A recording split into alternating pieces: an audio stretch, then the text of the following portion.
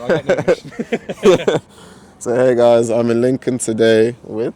I'm Kyle. So Carl, I guess what's your view on the world and what shaped your view, or what's something you would like to speak about? Well, the thing I'd like to speak about the most is the loneliness epidemic, really. What was it? It's very much a problem, the way that people see other people as more monsters than people to get on with and people to live with. So, for example, I guarantee that most of the people here or watching don't even know the neighbour, for example. Right, yeah. Now, do you know the neighbour? I do. Really? But I'm a bit of a chatty Okay, you wouldn't be here if you weren't doing it. Okay, fair play. Saying Point proven. A majority of the people I know, I get talking to a lot of people actually where you're set up now, these benches behind here, I get talking to a lot of people myself, young and old, but it's more in the younger ones, pretty much, that they don't know how to speak to people. And don't get me wrong, I think it's more of a thing that it's kind of like riding a bike. First you see your parents do it, and then you see your friends do it, and then it's just, well, I want to do that now. I mean, it's like, for example, when you grow a bit older into your teenage years or younger adult years, and you see your friends start driving, it's like, oh, sick, I want to do that. I want to be like them, you know? And well, I grew up quite lonely, right? I was very socially awkward, I will admit. I didn't know how to talk to people. And then when I did, when I wanted to try, I was rejected quite severely. Primary school, I hated my school years for this. Don't get me wrong, people hate the school years because they couldn't fit in. But they knew how to talk to people at least. I didn't really. And it was all about becoming who I wanted to become, not necessarily be normal, but having a role model in that case is quite important. Yeah. So, for example, if you want to be more sociable, start looking at people who are sociable. My role models are quite a mix of my dad's friend Ted. He was a joker who told non-stop dad jokes, and I still love him for it. Yeah. My dad was quite a forward man, and my brother knew how to get on in any social situation, right? Yeah. And when you blend those together, it kind of makes the perfect social archetype. Yeah. But people nowadays, they have no one to learn it from because sometimes the parents are socially awkward or they have no positive role model on that front. I mean, I hosted a pool club about 2 years ago and I'm still doing it to this day, all because I seem to have the social superpower. I'm putting that in quotes because I'm looked at like some kind of either circus freak or some kind of man with a superpower. Right? It's not a superpower to talk to people, is it? It shouldn't be. No, it's not. It shouldn't be. Yeah, okay, that's the point. Yeah. And so it's just all about it's the idea of being the most lonely person in a room full of people. You just don't know how to connect with them. And that's the shame that I've been trying to teach my friends, the people who I sit with back here. It's a shame when you're the puzzle piece that doesn't know how to fit in. And sometimes it's not about finding the right people, it's all about being the right person.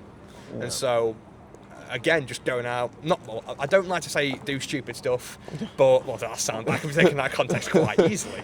But it's all about, again, putting yourself out there is quite a weird way of putting it either, because you can't put yourself out there if you've got no faith. So it's kind of a chicken or egg question. So you've got to be able to not take yourself so seriously where you can fail at it. Look like the idiot is what I mean by do a bit of stupid things. Look like the idiot and walk away and know that you've done it. And so I feel like that's the small stepping stones to get people into getting to know their neighbour, into getting to know their town. Because I grew up in Derby, I hated Derby, I knew no one in there. I moved back here about 7-8 years ago now. I know everyone on my street, about 2/3 of where I live in the town. And I believe that it's just as simple as saying hi to someone every morning. Yeah. What was it? Again, I've been invited to several dozen barbecues and go around for a tea and whatever. All from simply saying hi to someone in the morning. That's how simple it can be. So it's all about just acknowledging one another every day and say, hey, I see you exist. If you have any problems, let me know. But then you take that too seriously at that point and you start thinking, oh no, is this person starting to feel a bit suicidal? I better go over and starting to feel sorry for them. That's a bit of the wrong end of the spectrum. It's all about, you're right, mate, I've seen you around for a while. Thought I'd come on and say hi. Yeah. So the loneliness epidemic's all about just going to someone and saying, you're right there, mate, you want to go for a drink or something, kill some time? No, I think that's a really good point to make. So, like, I guess if you could give advice or something that you've learned, I guess, in terms of being able to get over that edge, what would you say don't be afraid of looking stupid. Trust me. Yeah. I'm the youngest in my family, and for some reason I come off as an older brother, all because I just go up to people and say, hey, you want to do something, or do you want to? What do you think on this? I mean, I go up to random people and ask random questions, quite the same as you actually.